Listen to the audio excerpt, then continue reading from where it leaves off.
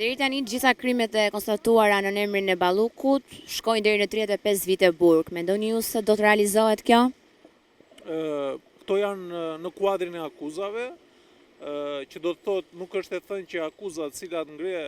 prokuroria e posaçme këto akuza do të miratoj apo do të marrë dhe gjykata. Nuk është çështja tek kërkesa lidhur me akuzat nëse ajo do të dënohet apo jo, ajo deri në këto momente konsiderohet e pafajshme, por që të vjen në dispozicion dhe të jepet mundësi që të jetohet e barabartë me gjithë qytetarët e tjerë, duhet që ajo vetë të largohet, të jepte dorëheqjen ose shkarkoj nga kryeministri, nga Këshilli i Ministrave,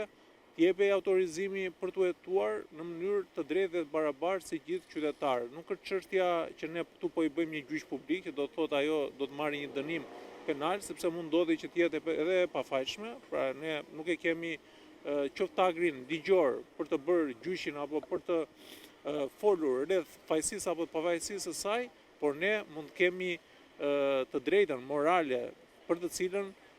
ne duam që këta zyrtarë të nivelit lartë të trajtohen në mënyrë të barabartë si gjithë qytetarët e tjerë, të cilët mundet për një arsye apo për një tjetër, por shumica e qytetarëve këtu janë në burg kot për gjëra shumë minimale, për gjëra etike, të cilat shteti nuk ja garanton, dhe që në një vend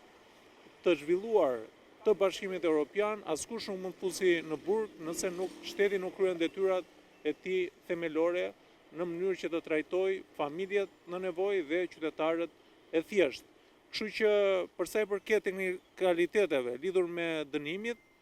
aty për disa akuza mund mos provohet fajësia, edhe pse ajo mund ta ketë kryer si vepër penale, por nuk ka pasur mundësi që të firmosi për gjitha tenderimet, mundet ketë bërë presion dhe urdhrimin të varësve të vetë, kështu që i mbetet organit të akuzës që të jetojë lidhur me këtë çështje, por edhe gjykata se cila do të